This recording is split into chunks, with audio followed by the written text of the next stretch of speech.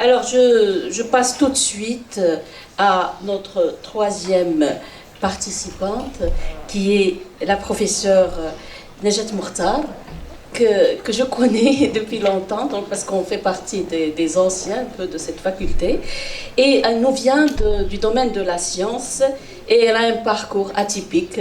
Et vraiment, j'ai eu la chair de poule en lisant un peu votre CV.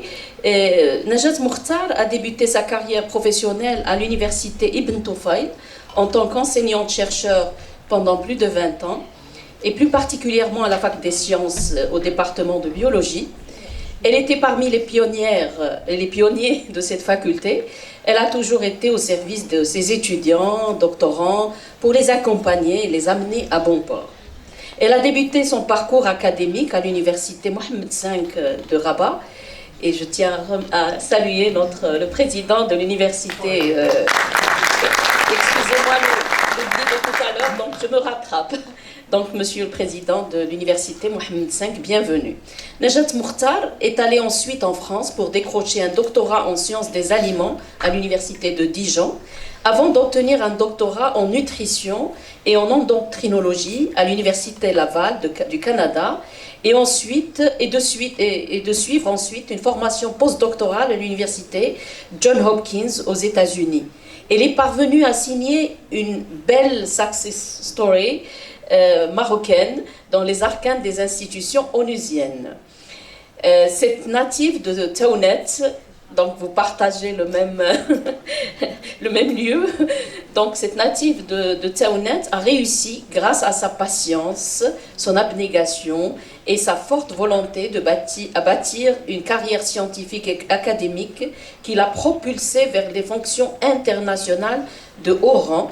En 2001, elle décroche le poste P4 d'administrateur technique à l'AIEA, je ne sais pas si j'ai bien prononcé.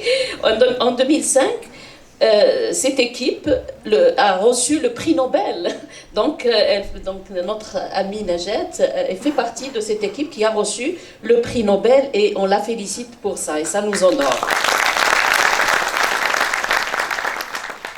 Après 7 ans d'expérience dans ce poste au sein de l'AIEA, Nejat retourne au Maroc pour occuper le poste de directrice des sciences à l'Académie Hassan II, des sciences et techniques. Et en 2011, sa carrière onusienne la rappelle de nouveau.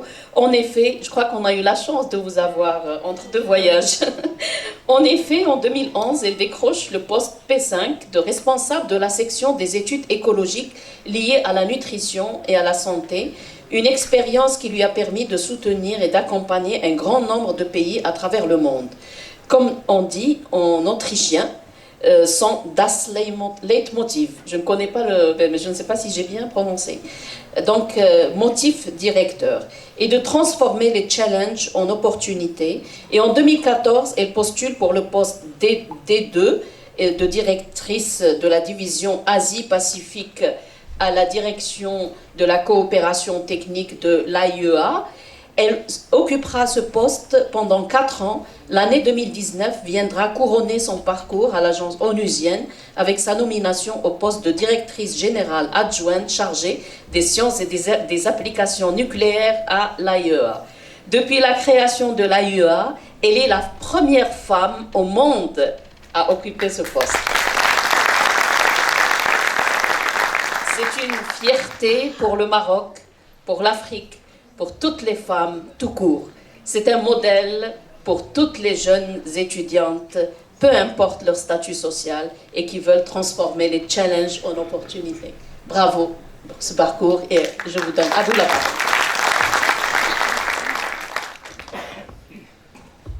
Merci beaucoup, Monsieur le Ministre, Monsieur le Président,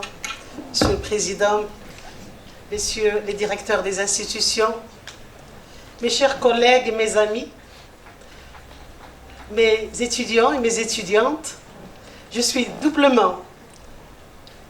émue. Je suis doublement heureuse d'être ici. Comme a dit ma collègue, c'est dans cette université où j'ai forgé ma carrière professionnelle. J'ai commencé ici, venant directement de France, je pense en les années 80. c'était que du sable et des murs. Je vous félicite pour cet environnement universitaire qui inspire à la création, qui inspire à l'étude et à l'innovation.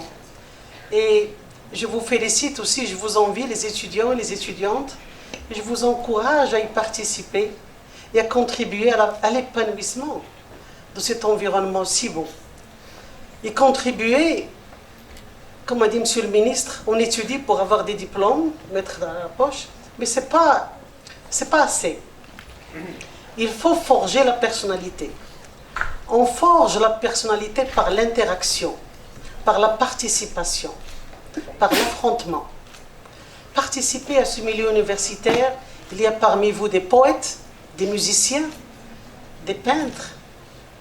Et donc c'est comme ça que vous allez contribuer, que vous allez échanger. Vous allez voir. C'est toujours, ça fait du bien et ça va vous permettre d'évoluer dans votre carrière personnelle. J'ai dit doublement heureuse parce que aussi en voyant ces étudiants et étudiantes me rappelle ma vie longtemps étudiante dans les couloirs de l'université de Rabat, de l'université Mohammed V, et je me rappelais, je ne sais pas si vous vous rappelez de Khadija Al-Badouri, c'était ma professeure de physiologie. Et elle soutenait sa thèse d'État, et je la voyais comme ça, j'étais la petite étudiante farouche, comme ça dans le couloir, et je regardais, et je disais, je voudrais être comme elle. Je veux étudier. Je suis la seule fille parmi 4 garçons. Je n'étais pas très bonne à l'école. Mais je voulais étudier. J'avais cette persévérance de continuer. Donc les bons étudiants étudiaient peut-être 1 heure, moi il me fallait 4, 5, 10 pour arriver. Mais c'est cette persévérance et vouloir d'arriver qui est le secret. Et c'est ça que le message que je donne à mes étudiants, c'est ayez confiance en vous, réalisez vos rêves. Ayez des rêves, il faut sortir de ce milieu social qui nous lie, qui nous je dirais pas nous handicape, mais un peu de ces idées conçues, des idées qui existent. Mais laissez-vous aller, exprimez-vous et faites réaliser vos rêves. Je voulais être comme Madame El-Badouri, pas parce qu'elle soutenait sa thèse, mais parce qu'elle était une femme imposante, elle avait du caractère, elle communiquait, elle inspirait le respect. Et jusqu'à maintenant, je ne pense pas que je lui reviens même au minimum jusqu'à ses pieds, jamais. C'était une femme unique. Et donc, c'était mon modèle. Comment dire, role model. Donc, vous devriez avoir votre modèle. Pas nécessairement un professeur. Ça peut être le voisin, le père, le frère, la mère. Il faut qu'on voit quelqu'un qui nous tire vers le haut. Et oublier la médiocrité. Aspirer toujours à l'excellence. C'est dur. Mais c'est comme ça qu'on arrive. Comme a dit Churchill. C'est de la sueur et des larmes qu'on arrive. La gloire à la fin. Et donc, j'ai fait mes études grâce en quelque part à Madame Badouri, mais aussi à ce vouloir arriver et étudier, parce que c'est moi qui ai cru en moi, en quelque sorte. Étant d'une famille avec 4 garçons, j'étais vraiment... ma mère me disait, apprends à faire du tapis, à faire de la broderie, ça va peut-être t'aider dans l'avenir, parce que je ne pense pas que les études, ça va être ton fort. Vous voyez, et donc, c'est ces mots-là qui peut-être nous encouragent à aller de l'avant et continuer. Donc, mon parcours, en quelque sorte, c'est pour ça que je regarde le rôle de leadership dans le parcours universitaire d'étudiantes. C'est ces personnes qui ont croisé mon chemin et qui m'ont inspiré. Et donc, il y avait un professeur qui venait de Hopkins, John Hopkins des États-Unis, qui m'avait invité à faire un postdoc chez lui. Mais je ne parlais pas un mot d'anglais. Et c'est là où j'ai dit, ok, je veux y aller. Donc je vais apprendre l'anglais.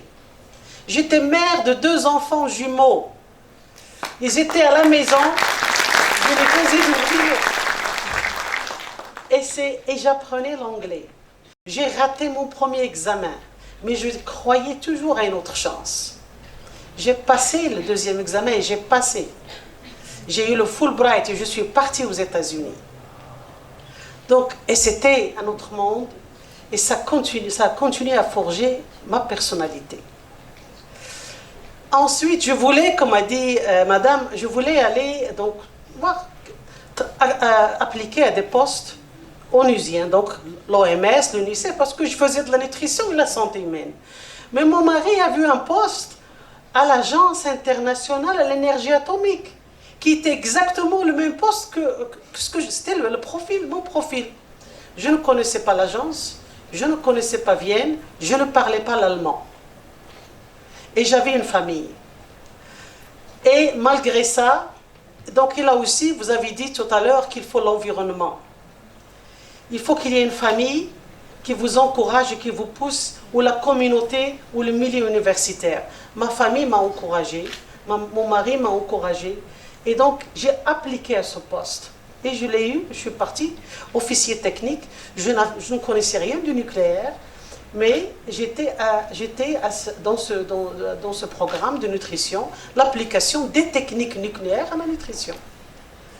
Et là, mon conseil à vous, mes chers étudiants, c'est de vouloir d'être humble, effacer son ego, apprendre, écouter, et encore avoir confiance en soi, qu'on va y arriver. J'y suis arrivée, j'ai même eu ce qu'on appelle le Merit Award, parce que j'ai innové dans la façon de travailler. Et ça encore, moi je parle des années, quand on est allé à l'IAEA, c'était l'année 2000. Il y avait, je pense, 80% d'hommes à l'IAEA que de femmes. Et donc un milieu d'hommes encore, et je trouve que c'est vrai qu'il faut un équilibre, mais hommes et femmes, il faut qu'il y ait hommes et femmes dans un milieu pour qu'ils travaillent, qu'ils s'échangent. Effectivement, j'ai continué ma carrière au niveau de l'IAEA.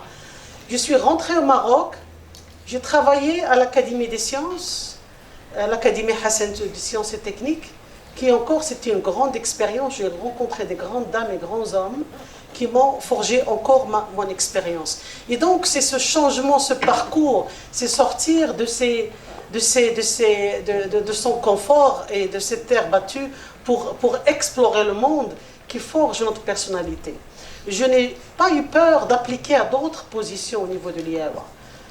Responsable d'un programme, directrice d'un programme d'Asie et de Pacifique, où le directeur général, quand il m'avait interviewé, il m'a dit « Vous n'avez pas peur de travailler d'abord avec beaucoup d'hommes dans cette division, mais aussi à l'Asie Pacifique, vous êtes loin, vous êtes africaine. » Et j'ai dit au contraire, monsieur, c'est une opportunité pour moi. C'est d'apprendre nouvelle culture, nouveaux pays. C'était effectivement ça, c'était extraordinaire. Être maintenant à la tête d'un département où, donc, avec une équipe, et ça encore c'est un leadership, une équipe de scientifiques de renommée, scientifiques en physique, scientifiques en agriculture, en sciences de l'eau, en sciences de la santé, en industrie. Donc avec cette panoplie de scientifiques, pour moi, je vis du bonheur à la tête de ce département. Ce n'est pas encore, c'est un défi, mais c'est une opportunité pour moi d'échanger avec ces scientifiques et de servir le monde.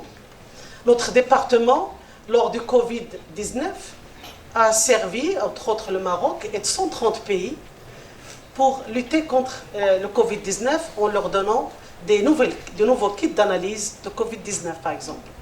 On travaille pour aider les pays à avoir de nouvelles variétés de plantes, pour aider à assurer l'alimentation des pays pauvres.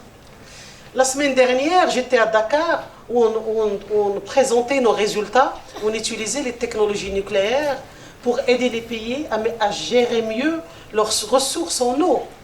Et autre chose, on a initié une nouvelle initiative appelée Rays of Hope pour aider les pays à utiliser la radiothérapie contre le cancer.